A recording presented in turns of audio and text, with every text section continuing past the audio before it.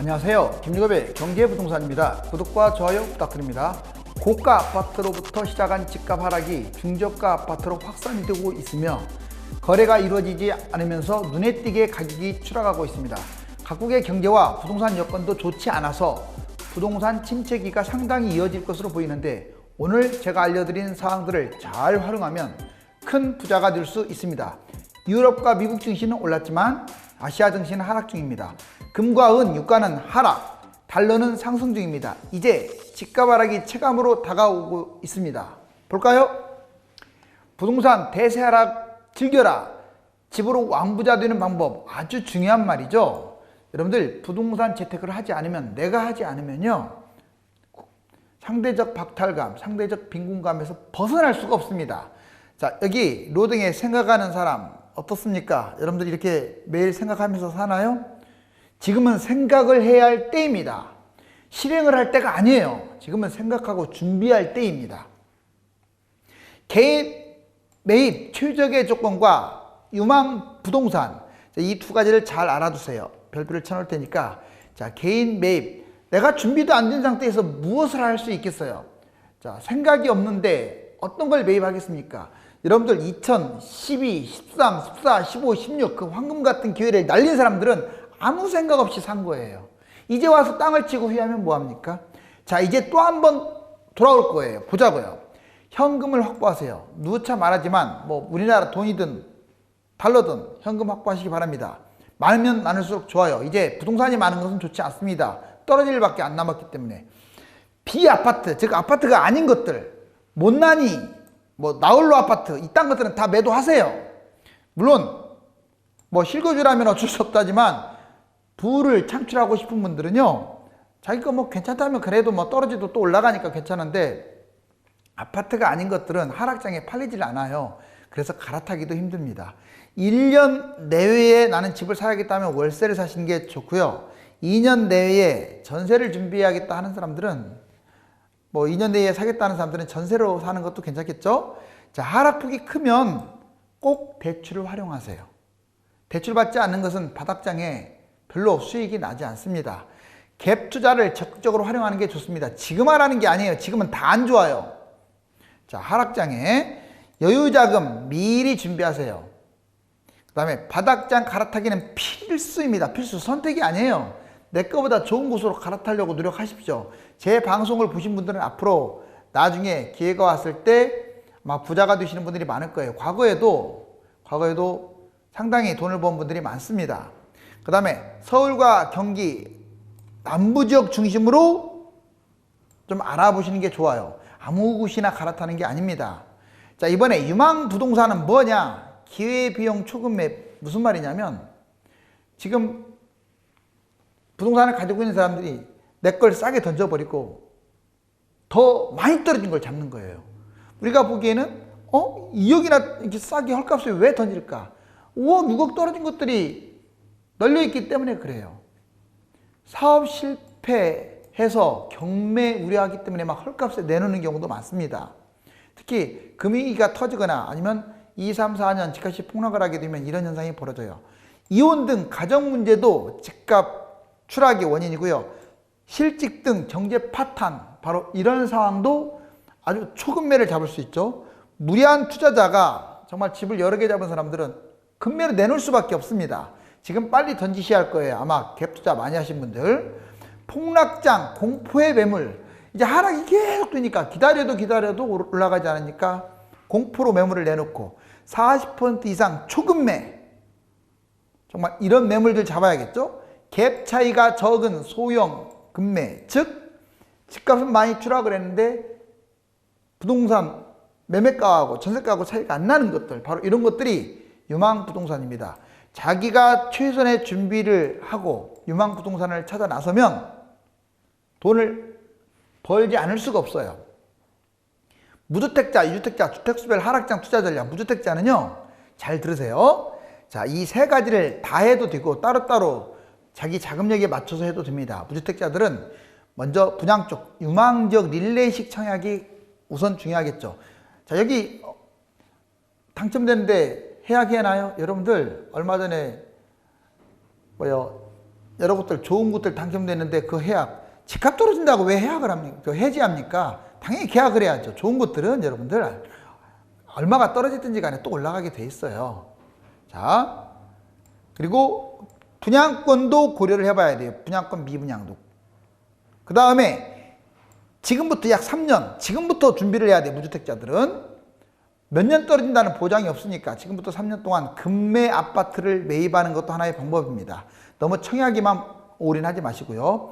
그래서 바닥대, 내가 급매를 좀 매수를 했는데 돈은 좀 있는데 하락장에 더 떨어졌네. 다른 것들이. 두려워하지 마세요. 하나 더 매입하세요.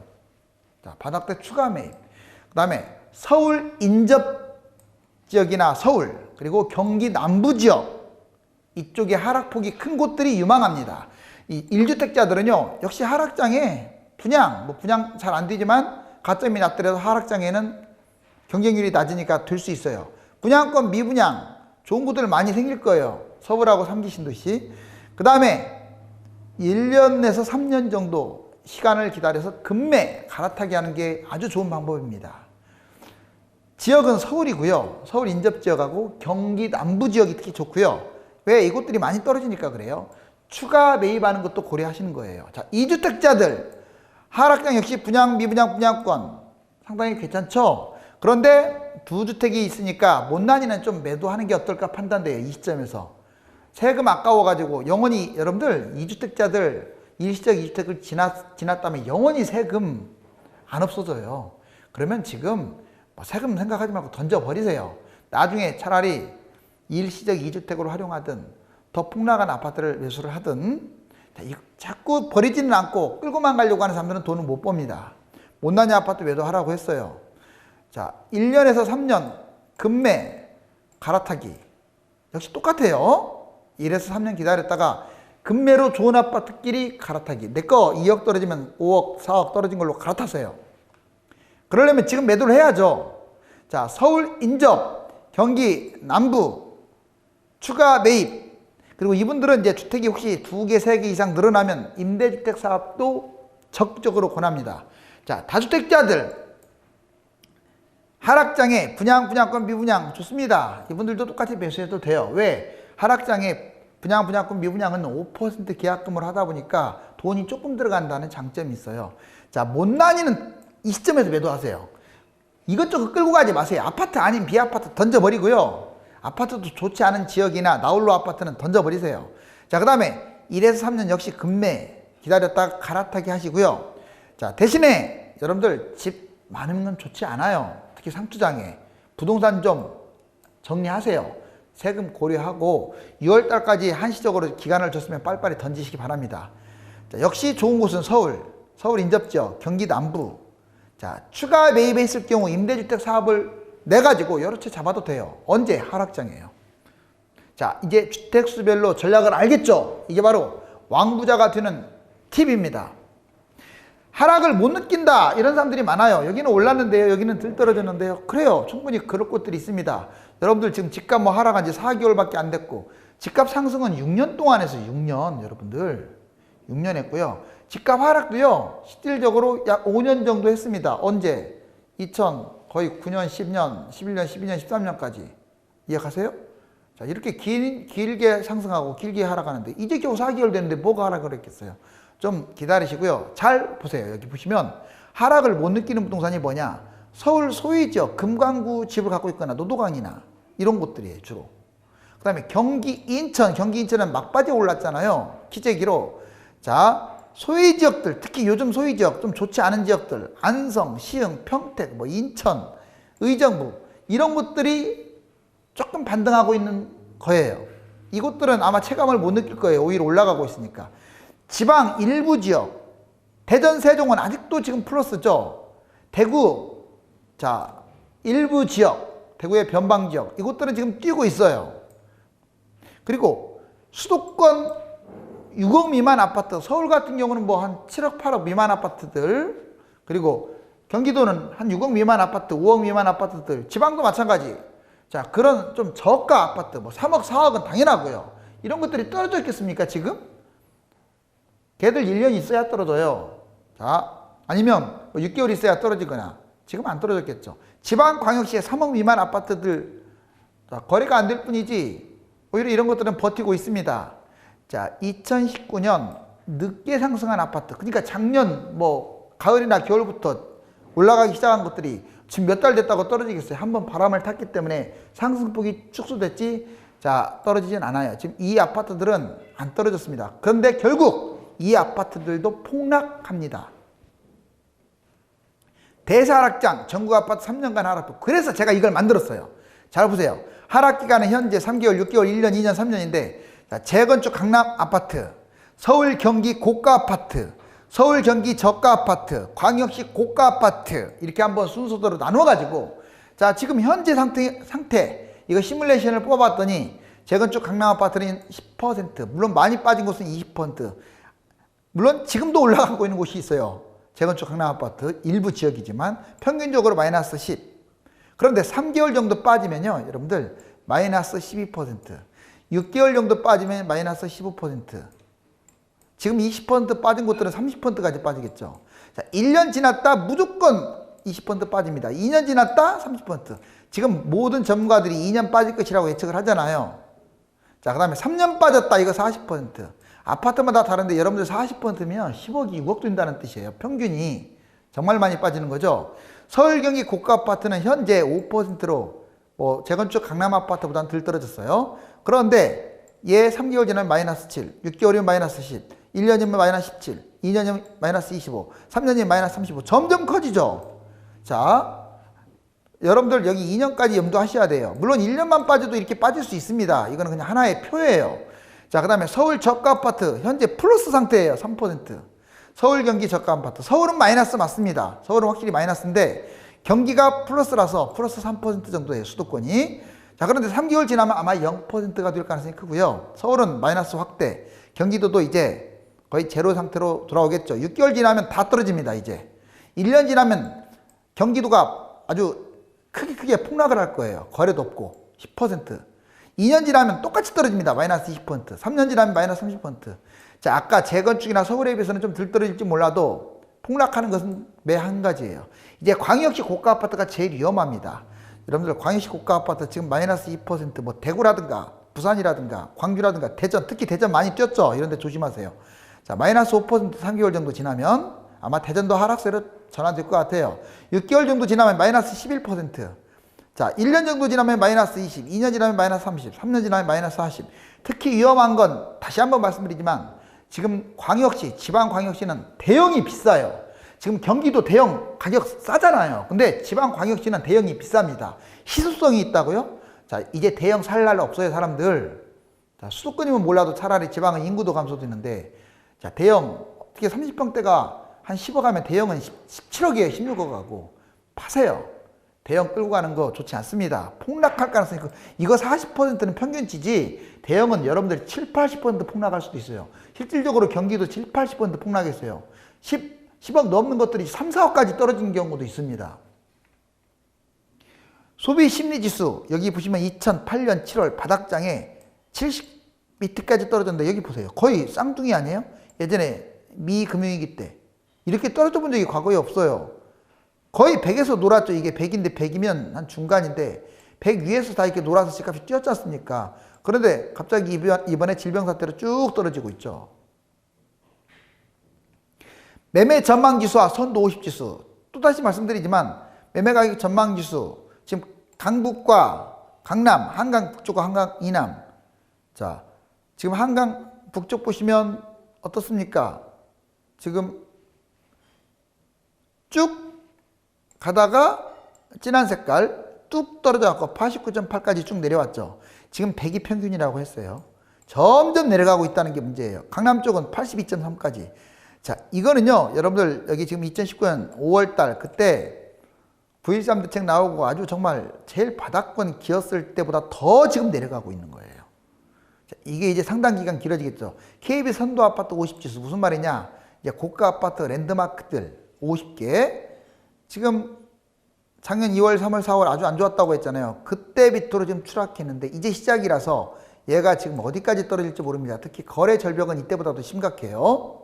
선도 아파트가 추락하기 때문에 여러분들 지금 당장 급해가지고 한 달, 세 달, 다섯 달 이거 기다린 다음에 지금 안 떨어지는데요. 자, 그런 말 하지 마시고 관망하세요. 강남권 주요 단지 금매 시세. 자, 반포동 아크로 리버파크 34억짜리가 26.8억, 거의 8억 떨어졌죠. 계포동 레미안 플레스티지 26억, 이거 새 건데 23억으로 3억 이상 떨어졌고요. 대치동 음마아파트 21.5억이 17.2, 4억 이상 떨어졌죠. 이건 지금 더군다나 호가예요, 호가. 이거 거래된 가격도 아니에요. 자, 이건 실거래가고 왼쪽은. 그럼 더 떨어진다는 얘기 아닙니까? 더 떨어진다는 얘기예요. 자, 마용성, 자, 용산 시티파크 1단지 19억짜리 21억 3천만 원 했던 게 19억으로 지금 금매 호가. 이것도 호가예요. 이거 팔리지도 않는 거예요, 호가는. 이 밑으로 빠져야 할 거예요. 12억 3,700만 원이 11억 갖고도 안 팔릴 것 같은데요. 자, 그 다음에 마포구, 마포 레미안 푸르지오 14억 9천만 원이 14억 3천만 택도 없습니다. 13억대나 이 정도 내려가야 팔릴까 말까. 그리고 이것도 상투예요. 지나고 보면 상투라고요. 가구별 총 자산 현황, 이거 정말 중요해요. 여러분들 왜 부동산에 관심을 가져야 하는지. 여러분들 폭락론자, 영원한 폭락론자 말 듣지 마세요. 그러면 여러분들 나중에 또 피눈물 흘려요. 자, 일본은 좀 특이한 케이스예요. 제가 일본 닮아간다는 얘기는 20년 동안 떨어진다는 얘기가 아니에요. 일본만큼 준해서 가까이 떨어진다는 얘기지 L자로 갈 가능성은 거의 없습니다. 그렇게까지. 지방은 또 모르겠는데 수도권 외곽하고 웬만하면 거의 다 또 뛰어요. 그러니까 무주택주의를 버리시라고요. 여기 보시면 가구별 월소득 총 자산 현황, 월소득 902만 원.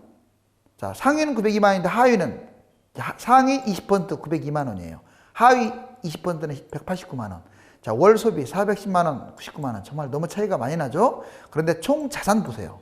자, 상위 20%는 8억 8,294만 원. 하위 20% 9,592만 원. 너무 많이 차이 나죠? 10배 나네요. 왜 그러냐? 부동산 때문에 그래, 부동산.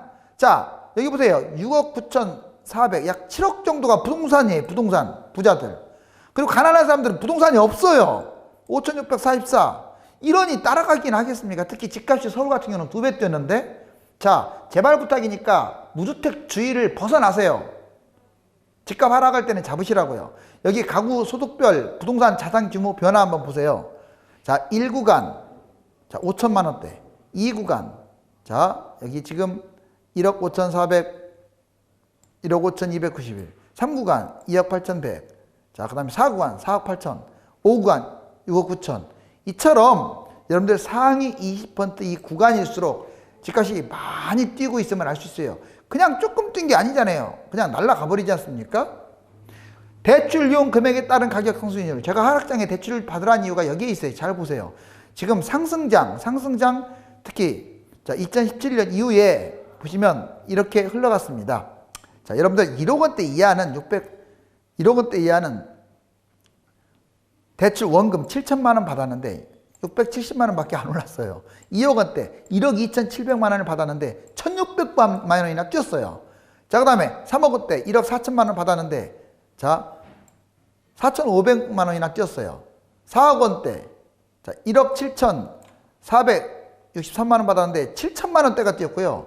자, 5, 6억 원대 1억 8천만 원 받았더니 여러분들 1억 200만 원이나 뛰었네요. 자, 6억 원대 7억 원 이상 약 2억을 받았더니 1억 7천 대출 받은 만큼 집값이 뛰었네. 84%나 뛰었다고 나왔잖아요. 정리해보면 1억 원대 이하는 9%밖에 안 뛰었어요. 대출 비용. 자, 대출 대비 2억 원대는 13%, 3억 원대는 31%, 4억 원대는 42%, 5, 6억 원대는 56%, 7억 원대는 84%. 다다익선 아닙니까? 대출을 이렇게 받을수록 집값이 뛰었어요. 여러분들 이거 지금 하라는 거 아닙니다. 지금은 이제 떨어질 위험성이 있으니까. 하락장에 대출은 다다익선이라는 게 여기 드러나고 있어요. 자, 2019년 한국의 보통 지갑 사정, 여러분들 평균 지갑 사정. 자, 가구 소득은 453만 원이고요. 소비액은 238만 원. 저축 및 투자는 약 100만 원 정도. 이게 평균입니다. 그런데 보유 자산은 약 3억 7,480만 원. 자, 2억 8천만 원이 대략 대출 빼면 본전이 되겠죠. 자, 부채는 8천만 원대 상환하고 있죠. 대략 즉 평균적으로 우리나라 자산 평균이 3억밖에 안 된다는 거예요. 물론 가구로 따졌기 때문에 1인 가구도 있겠죠. 자, 평균적으로 한 뭐 2인 가구 이 정도 잡았을 때 이런 현상이 벌어집니다. 그런데 이건 지방까지 포함해서 그렇지 서울은 3억대가 뭡니까? 지금 평균이 9억이 넘어가는데 이해 가셨죠? 서울 사람들의 유주택자들의 평균 주택 포함시키면요, 여러분들 한 6억에서 7억 정도 돼요. 좀 대출을 받았다고 치고. 서울은 공급 부족, 경기는 공급 과잉. 지금 공급 부족하는데 집값이 떨어질까요? 자, 여러분들 제가 2012, 13, 14년에 공급이 부족해도 집값 폭락했다고 했잖아요. 여기 보시면 자, 공급이 초과, 공급 곡선 초과. 이때는 당연히 집값이 떨어지겠죠. 그 다음에 수요 곡선. 자, 공급이 부족하고 수요가 초과. 당연히 어떻겠습니까? 그러면 집값은 올라가겠죠. 자, 이거 보시면 2003년에 보시면 이게 지금 막대 그래프가 여러분들 공급에 먼저 공급부터 보자고요. 2003년에 지금 막대 그래프 제일 셌네요. 2008년까지도 괜찮았어요. 2013년 점점 이 막대 그래프가 작아지죠. 2019년도 괜찮았어요. 작년에도 전반적으로. 그러다가 2022년 앞으로는 좀 공급이 확 줄어들 것이다. 어디가? 서울이. 이러다 보니까 서울은 이렇게 공급 부족이니까 집값이 뛸 거다 이렇게 주장을 하는데요. 한번 제가 그래프로 한번 그려볼게요. 이렇게 됐네요. 이렇게. 자, 여기 공급 부족인데 왜 집값은 폭락했을까요? 2013년에. 일치하지 않는다고요. 서울은 영원히 공급 부족이 그렇게 따지면. 그러니까 대신에 제가 이 말씀 드리잖아요. 폭락한 다음에 올라갔을 때 뛴다고. 그리고 또 이렇게 내려갈 겁니다. 자, 그리고 여기 보시면 매매가 보세요. 실질적으로 매매가는 공급이 부족했을 때 더 떨어졌고, 자, 이렇게 올라갔네요. 이제 이렇게 떨어질 것이라고요. 전세가율 추이도 점점 지금 안 좋은 이유가 있어요. 원래는 60%, 70%까지 됐던 게 2019년부터 50%로 줄어들기 시작하더니 지금 50%예요. 약간 올라와서 50%가 좀 넘긴 했는데, 왜? 집값이 떨어지고 있으니까 올라가는 거예요. 집값이 떨어지면 전세가율은 좀 올라가겠죠. 그동안에는 집값이 올랐기 때문에 떨어진 거예요. 전세가율이. 전세가 떨어져서 전세가율이 떨어진 게 아니라. 자, 여러분들 앞으로 어디를 잡을까요? 모르는 사람은 여기 보세요. 서울역, 청량리역, 삼성역이 GTX, A, B, C 노선의 각각 더블 역세권입니다. 이게 바로 트라이앵글이에요. 바로 이 범위는 아주 다 좋아요. 더블 역세권, 이 트라이앵글 이 범위 내에서 집을 잡으면 기타 A, B, C 노선은요. 나중에 물론 지금 잡으라는 거 아닙니다. 지금은 다 이것도 상투예요. 반응이 돼가지고 나중에 하락장에 아마 이곳들 거품 꺼지면서 급락할 텐데 그때 잡으시라고요. 2020년 이후에 부동산 전망이 끔찍하다고 제가 얼마 전에도 얘기했죠. 시장 전문가와 주택 사업자 보시면 V자형이다. 이게 최상의 조건이에요. 자, 이제 내년 그것도 최상이 내년 상반기부터 회복세다. 이게 30%고 U자형은 1, 2년 하락하다가 그 이후에 점진적으로 회복하다. 이것도 50%. 대다수 전문가들이 약 1, 2년 하락을 점치고 있어요. 과거에 이런 사례가 없었어요. 여러분들 전망에서. 전망이 맞는 건 아니지만 그전에는 이제 올라간다가 조금 뭐 많거나 떨어진다가 좀 많거나 이랬는데 1년 이상, 2년 가까이 떨어진다가 이렇게 50%가 돼버리잖아요.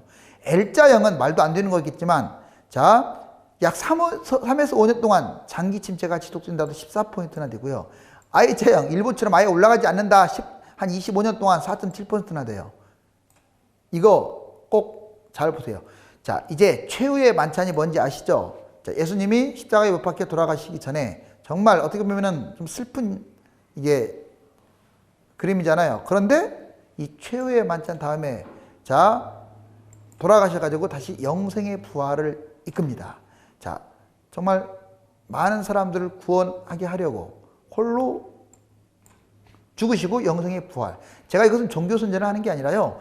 여기 보시면 자, 지금 여러분들 이 상황은 최후의 만찬 같은 상황이에요. 그러면 영생의 부활을 하려면 어떻게 해야겠어요? 철저히 준비해서 나중에 때가 오면 딱 기회를 잡아야겠죠.